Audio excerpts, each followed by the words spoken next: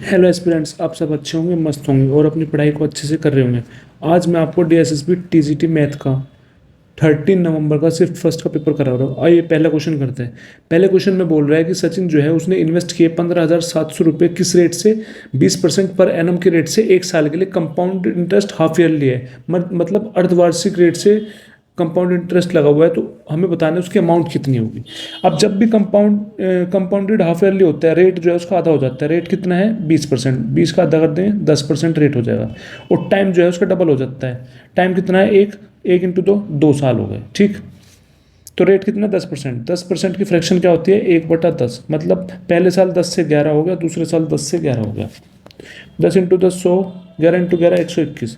तो ये हो गया हमारा प्रिंसिपल, ये हो गया हमारी अमाउंट। तो हमसे अमाउंट पूछ रहे हैं, 121 की वैल्यू पूछ रहे हैं।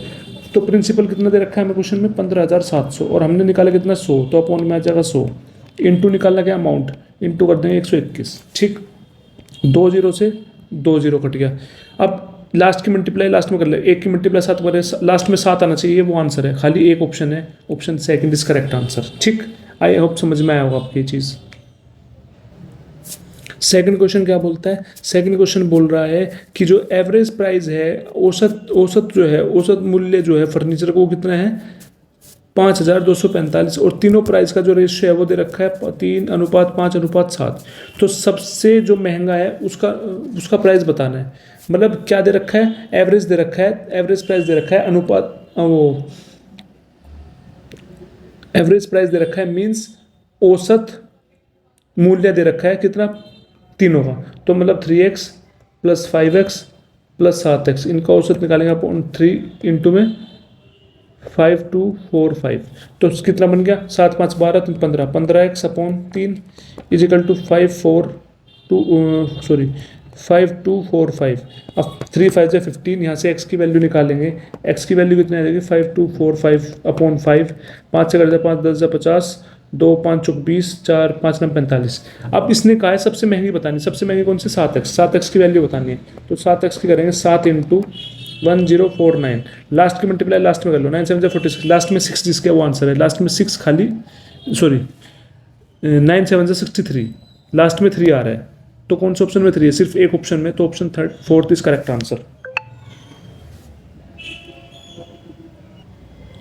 थर्ड क्वेश्चन देखते हैं। थर्ड क्वेश्चन बोल रहा है पाइप ए किसी टंकी को 6 घंटे में भर रहा है, पाइप बी उसी टंकी को 6 घंटे में भर रहा है, पाइप सी भी उस टंकी को 6 घंटे में भर रहा है।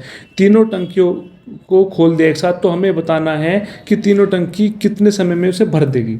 तो ए जो है 6 घंटे में भर रही है, बी जो है 6 घंटे में भर रही है, सी जो है 6 घंटे में भर रही है।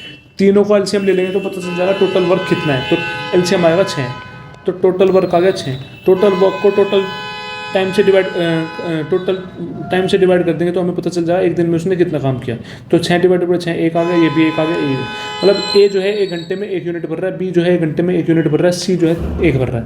तो इसने कहा है तीनों मिलकर कितने टाइम में भर देंगे। टोटल वर्क है 3, और तीनों का 1 घंटे का काम, 1 + 1 + 1 3, तो 3 दूनी 6, तो 2 is correct answer. Fourth question देखो, फोर्थ क्वेश्चन क्या बोल रहा है।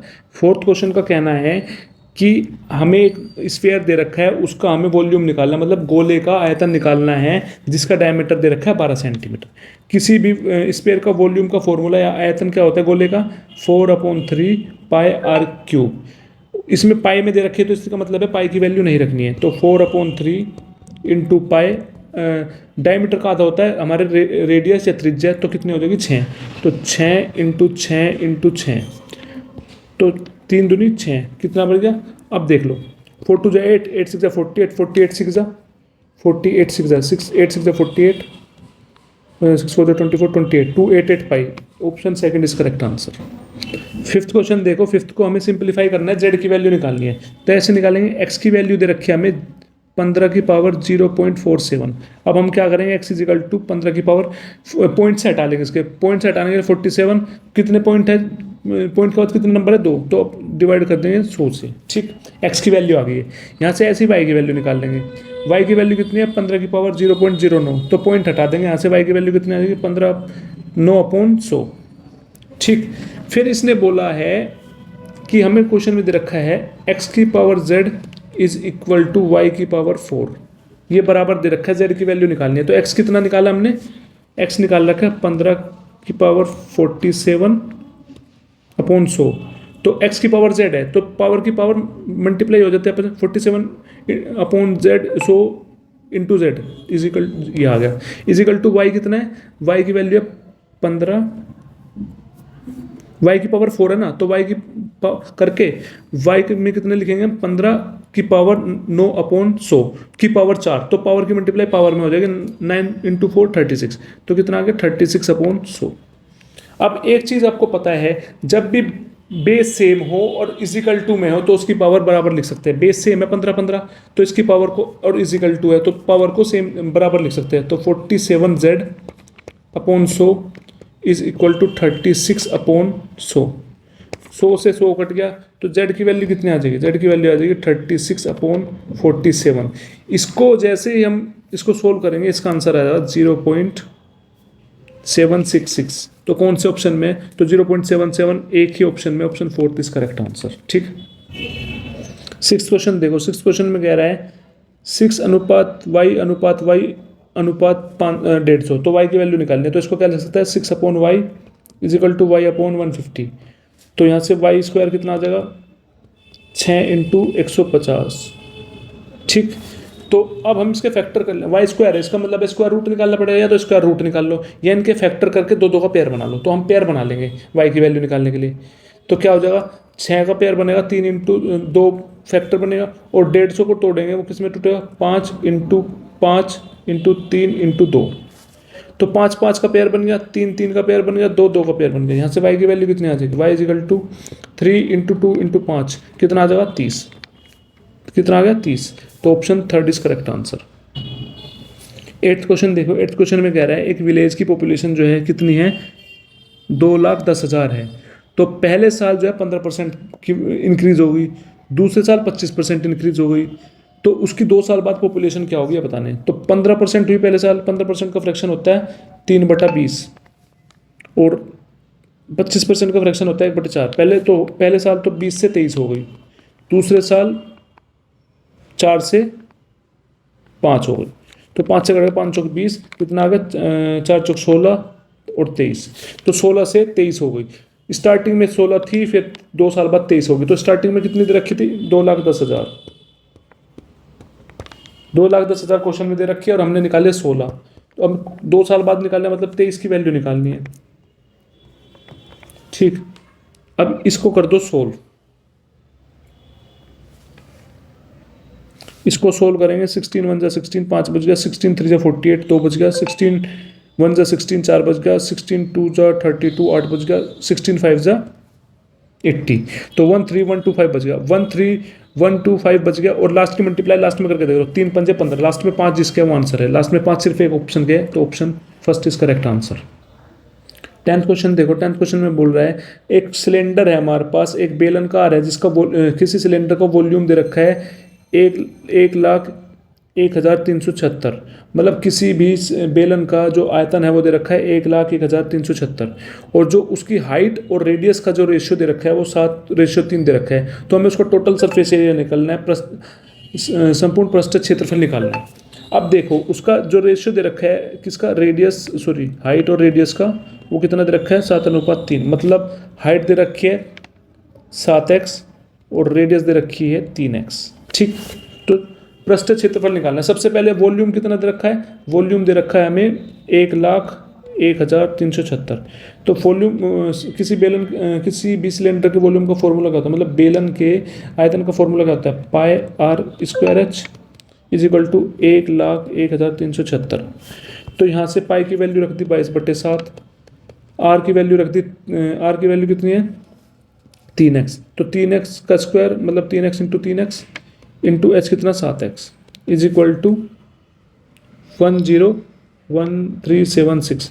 तो 7 से 7 गया कट, यहाँ से करके कितना आ जाएगा हमारे पास 198x की क्यूब इज इक्वल टू 101376।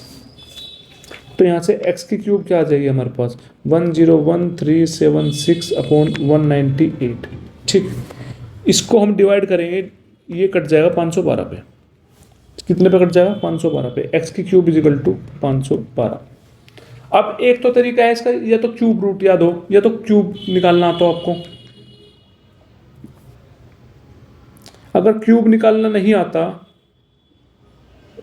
तो फिर इसके फैक्टर करो। मैं क्यूब निकालना बता देता हूं। क्यूब रूट में क्या होता है, क्यूब रूट में 512 का क्यूब रूट निकालना है, तो इसका क्यूब रूट निकालना है तो सीधी बात है, सीधा पता होगा 512 किसका क्यूब रूट होता है, 8 का। x इजिकल टू 8 आ गया। ये अगर नहीं पता तो क्या करेंगे, इसका फैक्टर निकालेंगे। फैक्टर में तीन का क्या, तीन तीन का पेयर बना लेंगे। ठीक है, मैं करके बता देता हूँ। 512 का फैक्टर, 2 दूनी 4, 1 2 पंजे 10, 1 2 6 12, 2 एकम 2, 2 दूनी 4, 1 बजे 2 अट्ठे 16, 2 6 12, 2 चौक 8, 2 3 6, 2 दूनी 4, 2 एकम 2 16 पे, 2 अट्ठे 16, 2 चौक 8, 2 दूनी और 2 एकम। अब तीन तीन का पेयर बना लो।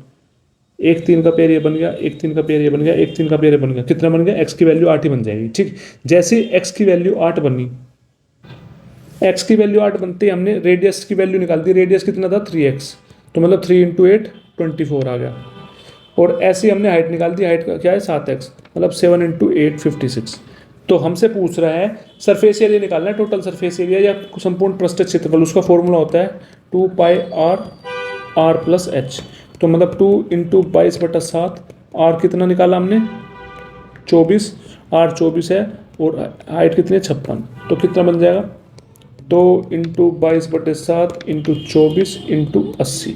ठीक, अब इसको सोल्व करेंगे। सोल्व करने के बाद इसका आंसर आ जाएगा 12070, ये आ जाएगा इसको सोल्व करने के बाद। कौन सा ऑप्शन में, ये हमारा है थर्ड ऑप्शन में, option third is correct answer. 11th question देखो। 11th में कह रहा है कि किसी नंबर का 35% निकाला और किसी नंबर का 25% निकाला, वो इससे कितना ज़्यादा है, 18 ज़्यादा है, तो वो नंबर बताना है। तो क्वेश्चन में कितना ज़्यादा दे रखा है, 18, और पहले किसी नंबर का 35% और किसी नंबर का 25%, कितना ज़्यादा है, 15%। तो जो हमने निकाला वो 15 है, वो नीचे आ जाएगा। तो हमसे पूछ रहा है कोई नंबर बताओ, वो नंबर क्या है। हर हम सारे नंबर 100% होते तो 100 होगा। तो इसको सोल्व करेंगे। 3 पंजे 15, 3 छंग 18, 5 20 जा, कितना आ गया, 3 पंजे 15, 3 छंग 18, 5 20 जा, सॉरी गलत करते हैं, सुनो। ये 35% है, ये 25% है, तो 10 बचेगा ना। तो 18/10 इंटू 100, 0 से 0 कट कितना आ गया, 180। तो option second is correct answer. 12th question देखो। 12th में कह रहा है कोई बस है, किसी स्पीड से जा रही है, 45 किलोमीटर पर आवर की स्पीड से जा रही है। फिर उसकी स्पीड को हमने 95% कम कर दी, तो नई स्पीड क्या होगी। तो उसकी स्पीड थी 45, तो कितनी कम कर दी, 95। तो नई स्पीड क्या हो जाएगी जब 95 कम कर दें, तो 5/100। कितना बन गया, 45 पंजे होता है 225, 225/100, 2 जीरो है तो 2 नंबर छोड़ के लगा देंगे, 2.25 इसका correct answer. Option third is correct answer. ठीक, ऐसे 13th क्वेश्चन देखते हैं। 13th में बोल रहा है कि हमें सिंपल इंटरेस्ट निकालना है जिसका सम दे रखा, मतलब प्रिंसिपल दे रखा 400, 9.5 साल के लिए 4% रेट से। तो कैसे करेंगे, इसको हम करेंगे ऐसे। सिंपल इंटरेस्ट का फॉर्मूला होता है PRT/100। तो प्रिंसिपल कितना है, 400, रेट है हमारे पास 4 और टाइम है हमारे पास 9.5/100। 2 जीरो से 2 जीरो कर गया। अब 9.5 इंटू 4 कितना बन जाएगा, ये बन जाएगा हमारे पास 38, और 38 इंटू 4, 8 चौक 32, अच्छा लगे 3 4 12 3 15, 152। तो option 1 is correct answer. 14th question देखते हैं। 14th क्वेश्चन में कह रहा है कि एक आदमी जो है सेकंड हैंड कार खरीदता है कितने में, 4,14,000 में, और उस पर वो रिपेयर में खर्च कर देता है 97,000 रुपये। तो हमसे ये पूछ रहा है अगर उससे 11% का प्रॉफिट कमाना है तो उसे वो कितने में बेचनी होगी। तो उसने जो खरीदी है वो सेकंड हैंड गाड़ी 4,14,000 में खरीदी है, तो उसमें खर्च भी किया है, तो वो भी तो उसमें ही आएगी कॉस्ट प्राइस में, क्रय मूल्य में कितना खर्चा किया, 97,000। तो ये टोटल कितना हो जाएगा, 5,11,000। तो 5,11,000 रुपये उसने खरीदी है। तो उसके बाद 11% का उसे लाभ कमाना है, तो कितने में बेची होगी। तो 11% का लाभ मतलब अगर उसने खरीदी 100 में होगी तो बेची कितने में होगी, 111 में। तो 111 यूनिट की वैल्यू पूछ रहा है क्वेश्चन में। 5,11,000 की वैल्यू कितनी है, 100। हमसे 111 की वैल्यू पूछ रहा है। दो जीरो से दो जीरो कट गया, लास्ट में देख जीरो आएगा और एक की मल्टीप्लाई एक में करके देख ले, लास्ट में 10 आना चाहिए, जो उस ऑप्शन में लास्ट में 10 है वो आंसर है, तो खाली एक ऑप्शन में option first is correct answer. अब देखो 16th क्वेश्चन देखो, 16th में क्या बोल रहा है, 16th में बोल रहा है एक तरनजीत है, उसने 2 वॉशिंग मशीन खरीदी है, वो दोनों वॉशिंग मशीन 7,315 में खरीदी, मतलब पहले एक वॉशिंग मशीन 7,315 की खरीदी है, दूसरी भी इतने में खरीदी है। फिर इसने बोला है कि उस पर 10% का तो पहले उसे लाभ मिल गया, फिर उसे नेक्स्ट वाले पे 5% का लॉस हो गया। तो हमसे पूछ रहा है कि जो टोटल ट्रांजैक्शन हुई है उसमें उसे जो भी लॉस या गेन हुआ है वो कितना हुआ है, ये बताना है। अब देखो एक तरफ लिख लिया हमने कॉस्ट प्राइस, एक तरफ लिख लिया सेलिंग प्राइस। तो स्टार्टिंग में कितना था, 10% का उसे क्या हुआ, लाभ हुआ। 10% का फ्रैक्शन होता है 1/10, 10 में खरीदी थी तो 11 में उसने बेच दी। फिर 5% का लॉस हुआ, 5% का लॉस का मतलब है इसका फ्रैक्शन होता है 1/20, मतलब 20 में खरीदी 19 में बेच दी। और इस क्वेश्चन में इसने बोल रखा है कि दोनों का जो चीज़ बेची है वो एक ही रेट में बेची है, तो जो बेची हुई है वो एक तो 11 में बेची है, एक 19 में बेची है, तो इसका मतलब है हमें इस चीज़ को सेम करना पड़ेगा। कैसे, इसको 19 से मल्टीप्लाई करके तो इधर भी 19 से मल्टीप्लाई होगी, इसको 11 से मल्टीप्लाई करके तो इधर भी 11 से मल्टीप्लाई होगी। तो क्या बन जाएगा ये हमारे पास 10 इंटू 19 190 और 20 इंटू 11 बन जाए 220, तो दोनों की मल्टीप्लाई करके आया 410, सॉरी प्लस करके, और 11 इंटू 19 और 209 और 209 कितना बन जाएगा 418। तो कोई चीज़ 410 में खरीदी है, 418 में बेच रहा है, तो कितने का लाभ हुआ, 8 का, कितने पे 410 पे, तो 100 पे कितना, इसको सोल्व करेंगे आंसर आ जाएगा 1.95% का उसे लाभ हुआ है, तो option 4 is correct answer. 17th question देखो, 17th में बोल रहा है कि एक शॉपकीपर है, उसे जो है मार्क प्राइस पे 11% की छूट मिलती है, तो उसने वो चीज़ कितने में बेची है 51,620 में, तो उसका मार्क प्राइस का रेट पूछ रहा है, तो हमें मार्क प्राइस नहीं पता, तो इसने कहा है मार्क प्राइस का रेट नहीं पता, उसको हम मान लेंगे एक्स मान लिया, तो उस मार्क प्राइस पे 11% की छूट मिली है, तो कितने में बेची होगी, वो बेची होगी 89/100 में बेची होगी, तो ये हमारा आ गया सेलिंग प्राइस। अब क्वेश्चन में सेलिंग प्राइस कितने रखा है 51,620, तो इसके बराबर हो गया 51,620, तो एक्स की वैल्यू निकालेंगे, यहाँ से क्या आ जाएगा 51,620 इंटू 100/89, ठीक, तो 89 से कट जाएगा ये कितने पे 58,580 पे, तो आंसर आ जाएगा 58,000, तो option second is correct answer. 18th question देखो, 18th में क्या बोल रहा है, दो नंबर का जो एलसीएम है वो कितना है 165 टाइम्स है एचसीएफ का, मतलब LCM is equal to 165 into HCF, ये मान लेंगे हम फर्स्ट इक्वेशन। फिर इसने कहा जो सम है एलसीएम और एचसीएफ का वो 2158 है, मतलब एलसीएम प्लस एचसीएफ कितना दे रखा है 2158, इसको मान लेंगे सेकंड इक्वेशन। फिर एक नंबर दे रखा है हमें, एक नंबर दे रखा है 195, तो दूसरा नंबर पूछ रहा है, तो क्या करेंगे, एलसीएम की वैल्यू है 165 इंटू एचसीएफ, तो इसमें उठा के रख देंगे, एलसीएम की वैल्यू यहाँ पे रख देंगे कितनी 165 HCF plus HCF is equal to 2158, तो ये कितना बन गया 166 HCF इज इक्वल टू 2158, तो HCF कितना आ जाएगा यहाँ से 2158/166, इसको 166 किससे कट जाएगा 166 बन जाएगा 166, यहाँ से कितना बच गया, यहाँ से हमारे पास बच गया 348 और 166 से ये कितने पर कट जाएगा 3 से कट जाएगा, तो HCF आ गया 13। जब HCF 13 आ गया, इस HCF को उठा के हमने पहली इक्वेशन में रख दिया, तो यहाँ से LCM निकल जाएगा, तो LCM कितना आ जाएगा 165 इंटू 13, तो इसकी मल्टीप्लाई करके आ जाएगा 2145, LCM आ गया 2145, HCF आया 13, तो हमें और पहला नंबर पता है तो दूसरा नंबर निकालना है, तो सीधा फॉर्मूला लगाओ LCM into HCF is equal to first number into second number, तो LCM कितना है 2145 इंटू HCF कितना है 13, पहला नंबर 195, दूसरा हमें निकालना है, तो क्या होगा, तो दूसरा नंबर हो जाएगा हमारे पास 245 इंटू 13/195, ठीक है। अब 5 से काट दो, 5 × 15, 5 × 9 45, 5 × 20, 5 × 2 = 10, 5 × 9 45, ये 13 से कट जाएगा 13 तिया,